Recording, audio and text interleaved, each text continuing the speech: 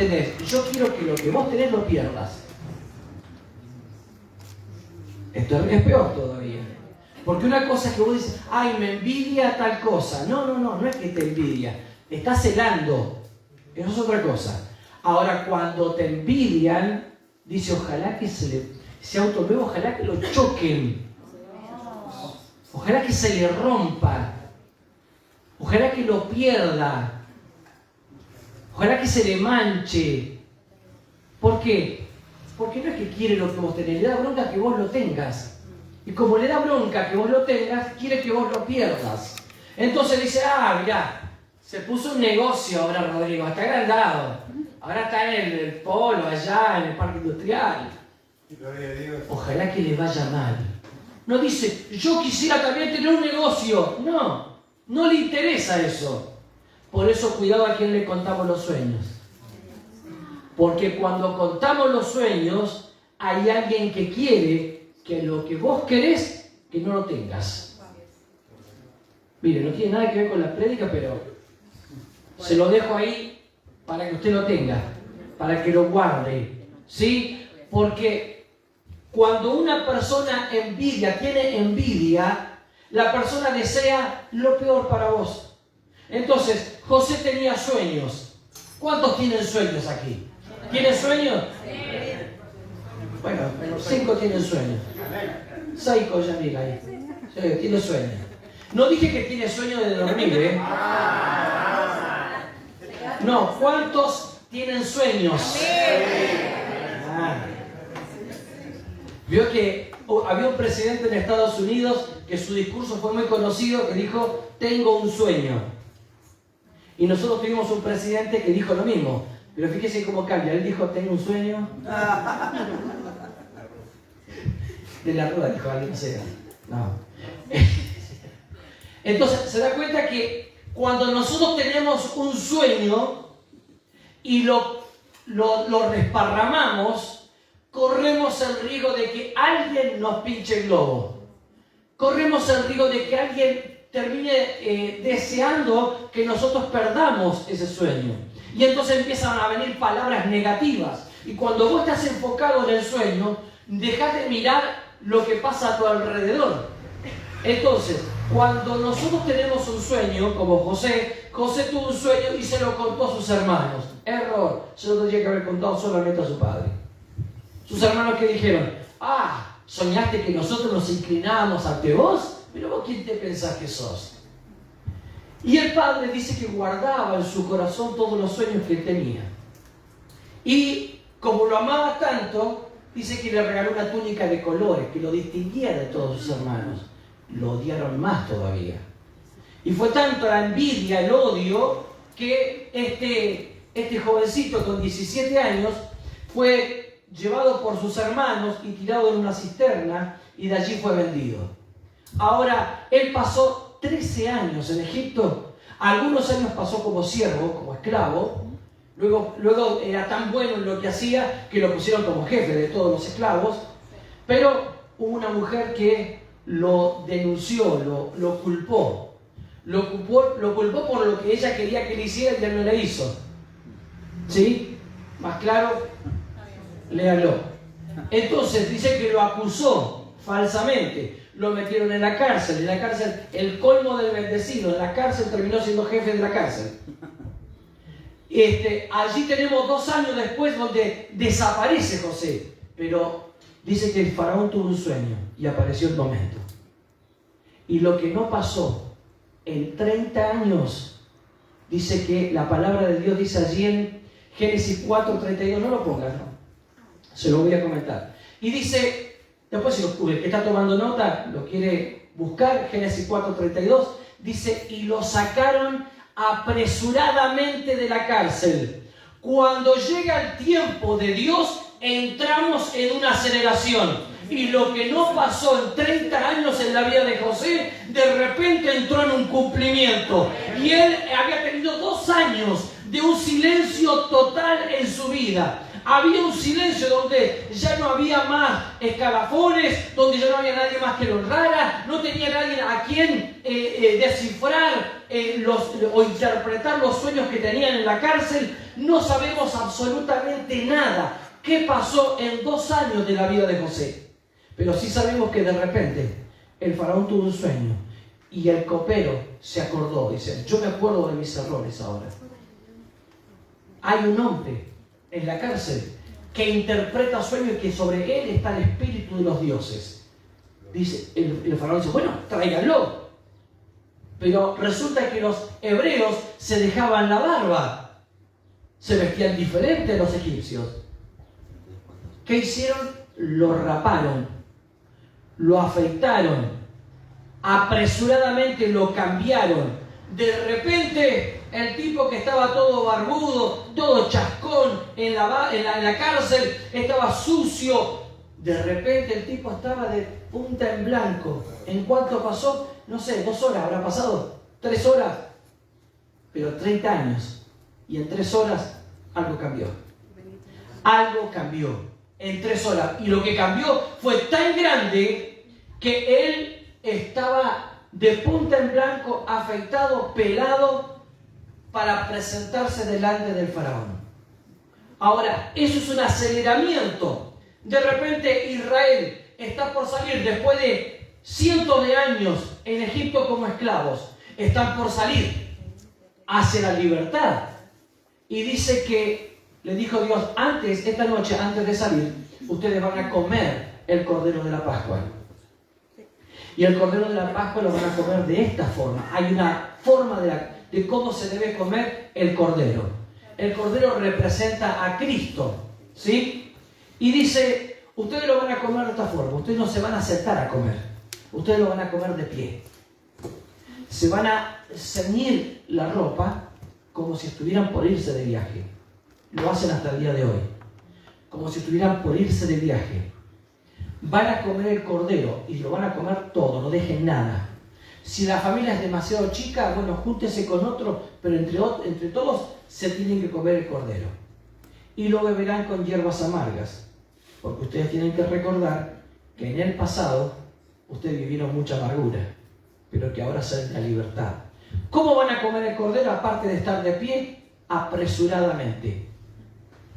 Se acerca un tiempo donde no quedará mucho tiempo para comer a Cristo de a poquito, como vos quieras, cuando vos tengas tiempo, sino que será en un tiempo acelerado, gente comiendo de Cristo, gente entrando por esas puertas necesitando de Cristo, gente pasando por la calle necesitando de Cristo y aceleradamente va a comer de Cristo, porque llega el tiempo en que tenemos que salir de Egipto, tenemos que salir del sistema para ir a encontrarnos con Él. Inmediatamente entramos en un tiempo de aceleración. Aleluya. Mire lo que pasa en 2 de Samuel, segundo libro de Samuel 4:4. Dice que estaban persiguiendo a toda la familia de Saúl. Habían venido para derrotarlos a todos, derrocarlos. Y dice, y Jonathan, hijo de Saúl, tenía un hijo lisiado de los pies. Tenía 5 años de edad cuando llegó de Jezreel la noticia de la muerte de Saúl y Jonathan. Y su nodriza le tomó y huyó. Y mientras iba huyendo apresuradamente, se le cayó el niño y quedó cojo. Su nombre era Mefiboset. Escuche esto. En el tiempo de aceleración habrá gente que correrá por caminos que no tiene que correr y tropezará. En el tiempo de aceleración, la iglesia, que es la nodriza, tiene que llevar a las generaciones en brazos. Pero en el tiempo de aceleramiento, gente que corre por caminos torcidos dejará a sus generaciones lisiadas, incapaces de gobernar, incapaces de hacer la obra de Dios. Será gente lisiada que por años no podrá hacer la obra de Dios porque están tullidos. Y ese hombre, Mefiboset, terminó en Lodebar, en un lugar de angustia, un lugar donde iban los pobres, los pobres de los pobres. Allí van los lisiados, allí van los enfermos, allí van los que no tenían familia, allí van los que no tenían hogar. Tremendo. Cuando una iglesia corre por caminos torcidos, se le empiezan a caer los hijos. Se le empiezan a caer aquellos que tiene que cuidar y los dejan con los pies torcidos, los dejan lisiados, incapaces de poder hacer la obra de Dios con fuerzas propias o con fuerzas de Dios. Necesitan apoyarse en otros hombres, necesitan apoyarse en ministerios, necesitan apoyarse en el reconocimiento de la gente. Necesitan apoyarse en alguien. Necesita que alguien venga y le diga: sos bueno, sos buena, está bien lo que vos hacés, es muy bueno lo que vos hacés. Cuando una iglesia ha corrido por caminos torcidos, la señal de esa iglesia es que deja generaciones lisiadas.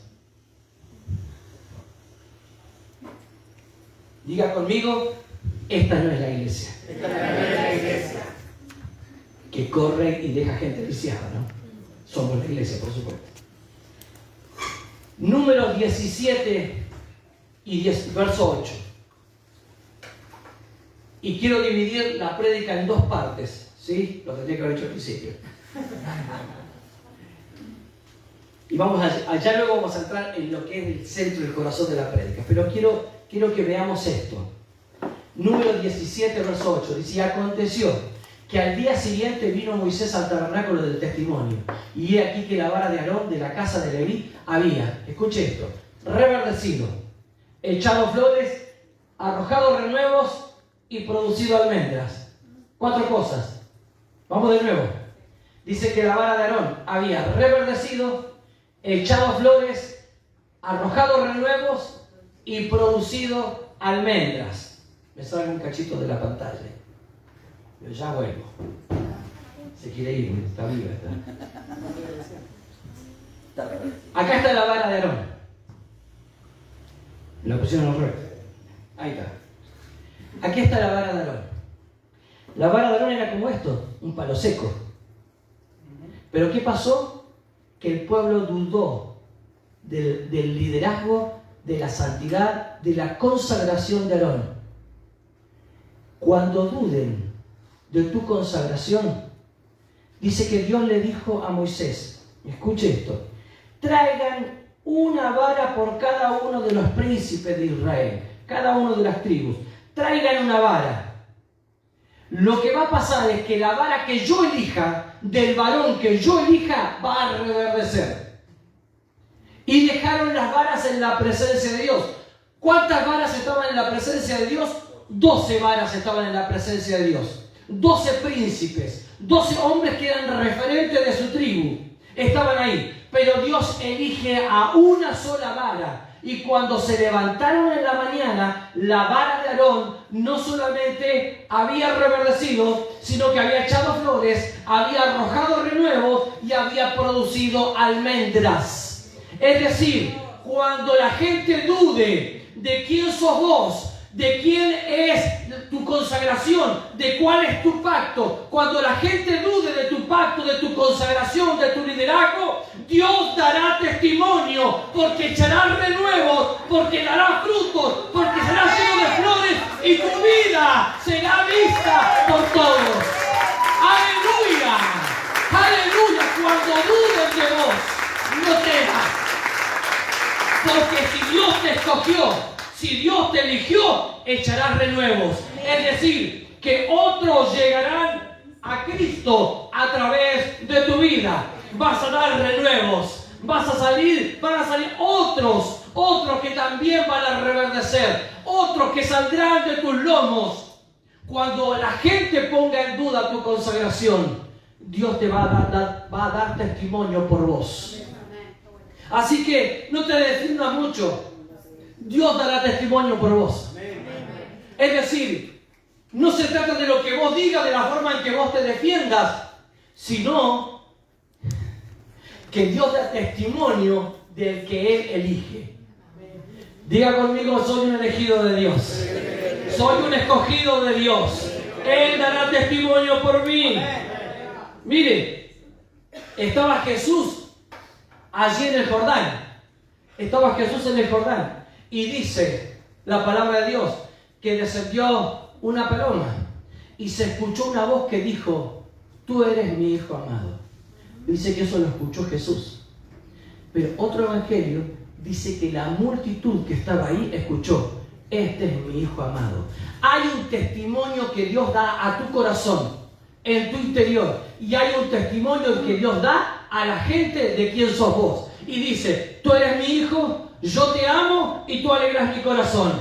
Este es mi hijo, yo lo amo y él alegra mi corazón. La gente sabrá de que vos sos la alegría del Padre. ¡Aleluya! Yo pensé que iba a aplaudir, se lo perdió. Gloria a Dios. Solo florecen, reverdecen, echan renuevos y dan frutos los elegidos por Dios. Hay quienes han estado secos de santidad. Hay quienes han estado secos de llamado. Hay quienes han estado secos de dones. Hay quienes han estado secos en sus emprendimientos.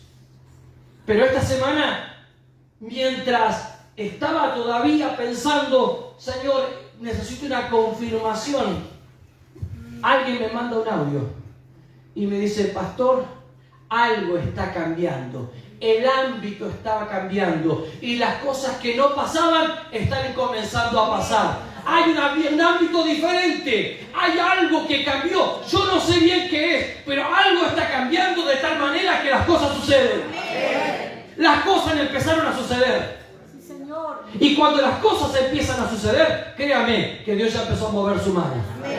Y lo que no pasó en 30 años, pasó en un par de horas para José.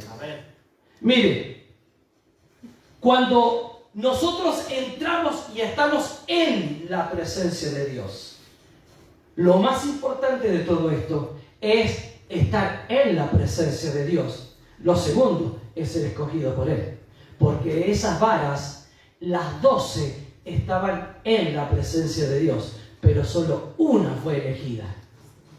Y dijo Jesús, el apóstol Juan, que nosotros somos real sacerdocio, pueblo escogido. ¿Listo? Ya está. Cuando yo ya sé que pertenezco a un real sacerdocio, cuando yo ya sé que soy un pueblo escogido por Dios, yo me puedo parar. Lo único que me falta es estar en la presencia de Dios, porque escogido ya estoy, porque real sacerdocio ya soy. Entonces, cuando yo sé quién soy, ahora tengo que saber dónde estoy.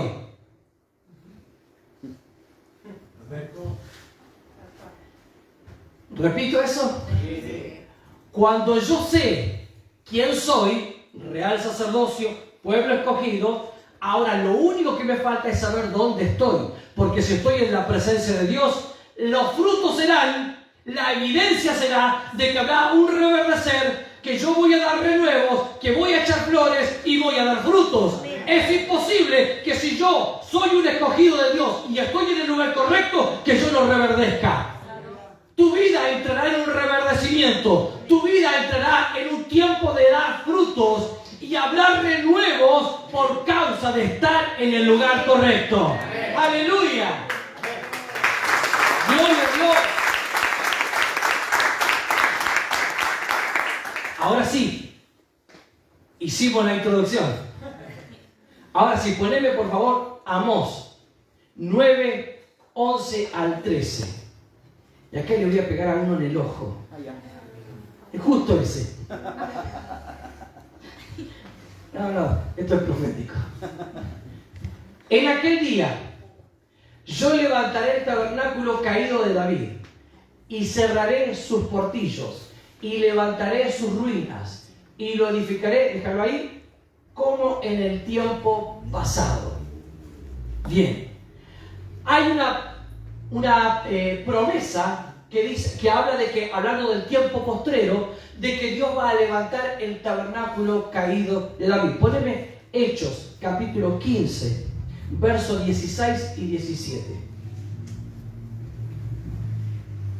Y dice, Después de esto volveré y reedificaré el tabernáculo de David, que está caído, y repararé sus ruinas y lo volveré a levantar. Es decir, es una promesa que es recordada en el libro de Hechos por los apóstoles, cuando en esta situación, usted la puede leer en su casa, están hablando acerca de si los gentiles entran o no entran. ¿Qué hacemos con los gentiles? Si no son del pueblo de Dios, si no son del pueblo de Israel. Pero entonces él les recuerda que esto es lo que está prometido para la iglesia de Jesucristo, que en los postreros días él va a reedificar el tabernáculo caído de David. Volveme a Amós 9:11. Entonces, ahora vamos a ver, ya vimos que cuando Dios interviene, las cosas se aceleran. ¿Sí? Ya creo que lo hemos demostrado a través de toda la palabra. ¿Sí? Cuando Jesús en un determinado momento había una gran hambre y dice que estaban la gente caminándolo y siguiéndolo a Jesús por 3 días sin comer, y Jesús enseñando y enseñando. Jesús predicaba: la comida conseguiste la vos. Jesús no se preocupó. Entonces dice que los discípulos se acercaron y le dijeron: Maestro, la gente se desmaya de hambre. Y Jesús, ¿qué le dijo? Y denles ustedes de comer. Yo estoy acá para enseñar. Yo estoy acá para guiarlos. Yo estoy acá para impartirles una enseñanza. Ustedes denles de comer. Pero no alcanzaría ni el salario de un año completo para darles de comer a esta gente. Jesús dijo: a ver, ¿qué tienen? ¿Qué es lo que tienen? ¿Qué es lo que tenés vos? ¿Qué tenés para darle, para poner en las manos del maestro? Y apareció un jovencito, gloria a Dios por ese jovencito. Porque ese jovencito no dijo, no empezó a sacar cálculos, porque nosotros sacamos cálculos, ¿verdad? Y con lo que yo tengo no le alcanza a nadie. Y con lo que yo soy, ¿a quién le va a servir? Y lo que pasa es que a mí me abandonaron cuando yo era chico. Y lo que pasa es que nadie me quiere, todos me odian. Ya saben lo que sigue. Entonces, dice que este jovencito no pensó nada, dijo: yo acá tengo 5 panes y 2 peces. Y Jesús dijo: bueno, creo que es suficiente. Porque la matemática en Dios es totalmente distinta. La matemática acá en la tierra dice que 2 más 2 es 4. Pero en Cristo 2 más 2 puede ser 5.000. Puede ser 10.000. Puede ser cualquier cosa.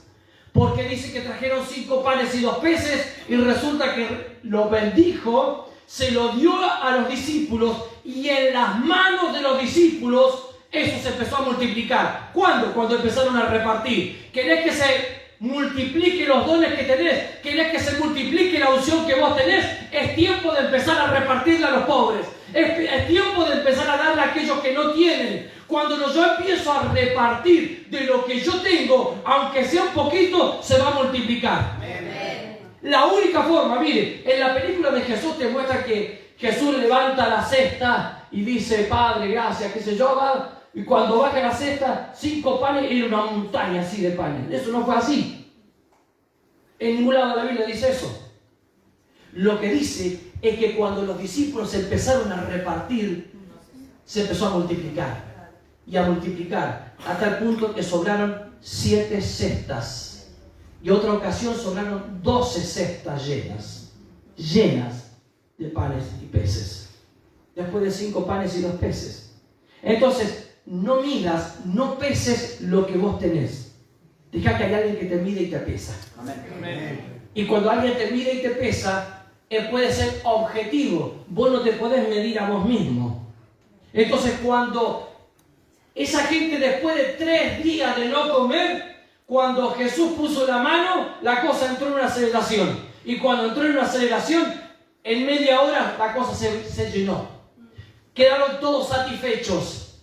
Se aceleraron los tiempos. Cuando Dios pone la mano, la cosa se acelera. Pero tengo que saber que yo tengo que estar en el lugar correcto.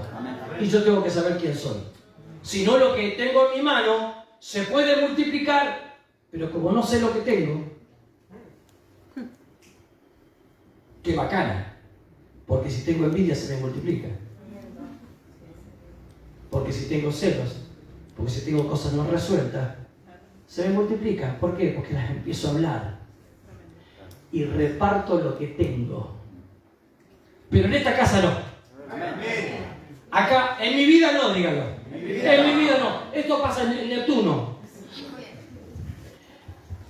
Ahora, antes de la aceleración ocurre algo. Antes de la aceleración hay indicios de que algo va a ocurrir. Mire, poneme el verso 12. Para que aquellos sobre los cuales es invocado mi nombre posean el resto de Edom y a todas las naciones, dice. Lo que está diciendo es que Dios va a restaurar el tabernáculo caído de David para que aquellos sobre los cuales es invocado mi nombre, dice, posean el resto de Edom. O sea, Edom no pertenecía a Israel, sino que para que traigan a otros que no lo conocen a Dios, que no son pueblo, pasen a ser pueblo. Verso 13. He aquí vienen días, dice Jehová, en que el que ara alcanzará al segador, y el pisador de las uvas al que lleva la simiente. Escuche esto, en todos los tiempos de la siembra y la cosecha, jamás el que está arando puede alcanzar al que está segando. Es imposible. Es imposible de que alguien esté haciendo el surco y ya esté alcanzando al que viene segando. Pero si todavía no tiraste la simiente, y dice, y el pisador de las uvas va a alcanzar al que recién está tirando la semilla. ¿De qué nos está hablando esto? De un aceleramiento total, un aceleramiento continuo, un aceleramiento violento. Entonces, pero para que ocurra este aceleramiento, primeramente, volvemos al verso 11, tiene que ocurrir que Dios levante el tabernáculo caído de David. Ahora, en la Biblia vemos algunos tabernáculos, ¿sí? Un tabernáculo es el de Moisés, que ya todos hemos escuchado acerca de esto, y otra cosa es el tabernáculo de David, ¿sí? Donde se alababa a Dios las 24 horas, todo. Ahora, cada vez que se habla de tabernáculo, se utiliza una palabra en hebreo para tabernáculo, para algo sagrado, ¿sí? No se la voy a decir porque no lo va a entender, pero quiero que sepa esto solamente. La palabra en hebreo para tabernáculo es una palabra que tiene que ver con algo sagrado, con un lugar santo. Ahora, la palabra que se utiliza en tabernáculo es otra palabra que significa refugio temporal. Refugio temporal. Cabaña. Entonces, cuando empecé a estudiar un poco, me encuentro con que muchos dicen, la mayoría en realidad los teólogos dicen, que este tabernáculo de David se refiere a la casa real de David, que Dios va a levantar a un sustituto que tiene que ver con la tribu de Judá y que Dios va a sostener y que eso es la iglesia, y bueno. Pero resulta que la iglesia no es una casa temporal, no es una cabaña. La iglesia tiene un pacto eterno. La iglesia tiene una casa que es eterna. Ahora, cuando nos vamos a segundo libro de Samuel 7:16, mire lo que dice segundo libro de Samuel, capítulo 7, verso 16. ¿Me va siguiendo? No se me pierda, no se me pierda. Dice, y será afirmada tu casa, y tu reino para siempre delante de tu rostro, y tu trono será estable. No dice que tiene una casa temporal, dice que tu trono será estable eternamente. Entonces, ¿cuál va a ser el tabernáculo caído de David? Pregúnteme, ¿cuál es el tabernáculo de David? El tabernáculo de David, esa choza, ese lugar temporario, es algo que se parece a la palabra tabernáculo que se usa aquí en Amós, que es la palabra suca, que es una palabra que significa refugio. ¿Sí? Es una palabra que es temporaria, una casa temporaria. ¿Sabe lo que significa la cueva de Adulam? La palabra Adulam significa refugio. Lo que Dios va a levantar es el mismo espíritu que se le movía allí en Adulam. Una casa que restaura a los endeudados, a los afligidos y a los amargados. Un lugar donde entra gente débil y sale gente fuerte. Un lugar donde entra gente endeudada y sale gente rica. Un lugar donde entran los quebrantados y salen sanos. ¡Aleluya! Eso es lo que Dios restaura, la cueva de Adulam, para que la iglesia se transforme en un lugar de refugio, en un lugar donde son sanados los quebrantados, en un lugar donde los que estaban presos son puestos en libertad. Lo que Dios restaura en Adulam son los salmos que Él escribió. Entonces lo que Dios restaura es la alabanza. ¿Por qué empecé a pensar en todo esto? Porque empecé a ver en el Espíritu qué está pasando en esta casa. ¿Qué está pasando en Casa Monte de Sion, Bahía Blanca? ¿Qué está pasando? ¿Y qué está pasando que hace 3 meses usted no está adorando de la misma forma que adoraba antes? Usted está exaltando a Dios de otra forma. Ahora se escuchan amenes acá y acá, se escucha gloria a Dios acá y acá, se ven manos que se levantan. Hay una alabanza diferente. Y cuando la alabanza cambia, lo siguiente que viene es que el que haga alcanza al que está cegando. Viene un tiempo de aceleración. ¡Aleluya! ¡Gloria a Dios! Escuche, hubo un Adulam donde los endeudados eran transformados. Hubo una cruz que es como Adulam. Todos los que llegan a la cruz son transformados, los quebrantados son sanados, los enfermos son sanados, los endemoniados son liberados. Y luego hubo otro lugar, igual que Adulam, que es el aposento alto. Lo que no pasó en mucho tiempo, lo que no pasó en 4.000 años o 3.000 años, en una noche fue transformado por el descenso del Espíritu Santo. Descendió el Espíritu Santo y llenó todo aquel lugar de la gloria de Dios. Y la iglesia nació. La iglesia nace bajo un aceleramiento, un viento recio que entra y sacude hasta las piedras. Y lo siguiente que ocurrió es que los que estaban inconversos empezaron a llegar. Empezaron a llegar, porque esto es lo que dice Amós. Amós nos dice: yo voy a restaurar el tabernáculo caído, yo voy a restaurar el Adulam, el lugar donde había alabanza, el lugar donde los endeudados eran sanados sus deudas, el lugar donde los quebrantados eran libertados. Bendito Dios. Ese Adulam, así nació la iglesia de Jesucristo. Y la iglesia fue perdiendo, transformándose en un sistema eclesiástico. Y para ahora, este tiempo, Dios empieza a despertar una adoración del cielo. Empezamos a tener una conexión, el tabernáculo de la tierra con el tabernáculo celestial. Empezamos a tener una conexión y ahora empezamos a entrar en una adoración y en una exaltación diferente. Estamos levantando el nombre de Cristo en alto. Estamos exaltando al Rey de Reyes. Nos estamos poniendo de rodillas frente a la cruz. Y estamos arrojando nuestras coronas. Ya no se trata de lo que yo quiero, sino para lo que Él me escogió. Estás en la presencia de Dios para lo que Él te escogió. Y Él te escogió para hacerte reverdecer, para que des frutos, para que des de comer a muchos.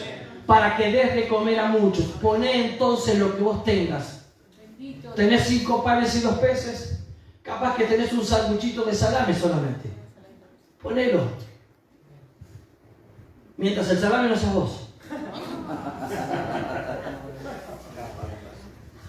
El sanguchito que vos tengas. Mire, ¿cuánto pesa 5 panes y 2 peces? 1,5 kilos.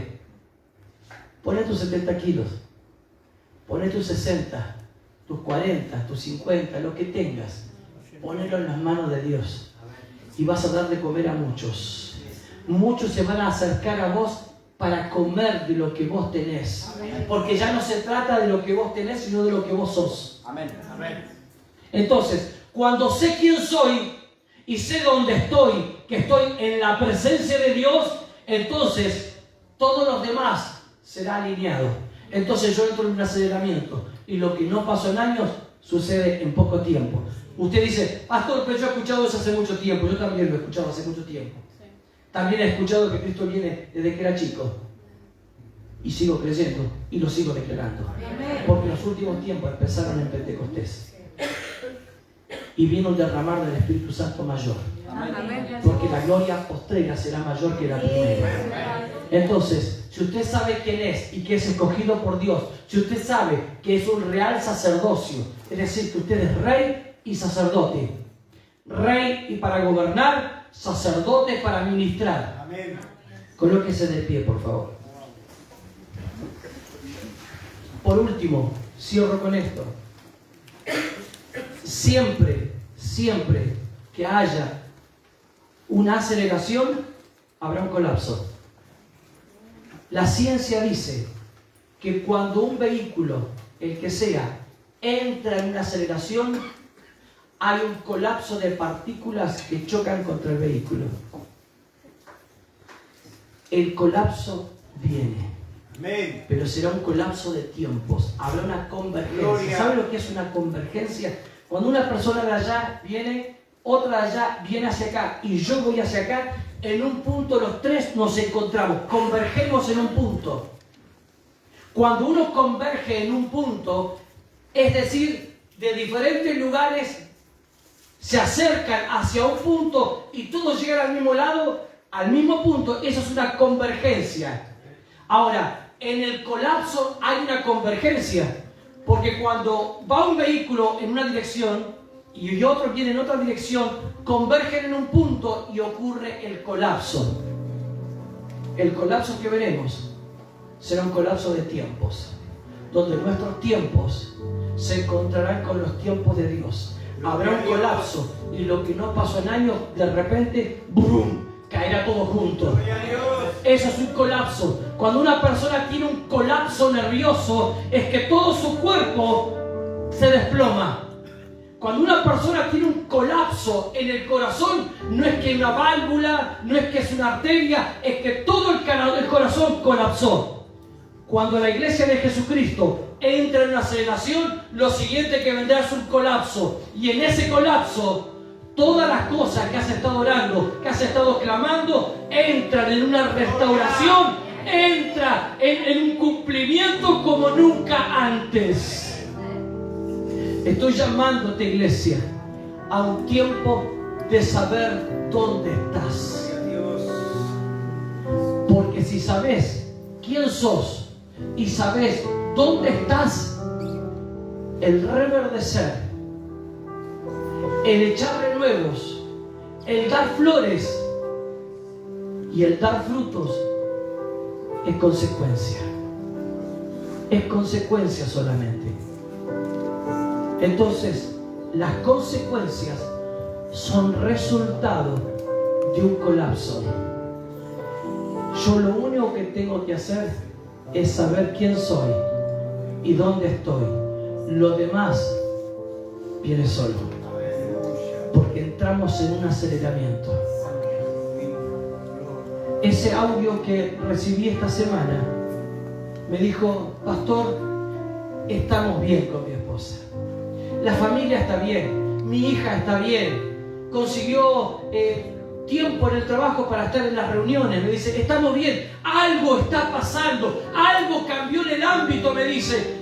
Gloria a Dios, porque significa esto que estamos por llegar a un aceleramiento. Significa que se está dando el cambio de ámbito, se está dando el cambio de la alabanza, se está dando el cambio en la oración, está habiendo un cambio y el cambio lo que trae es un aceleramiento.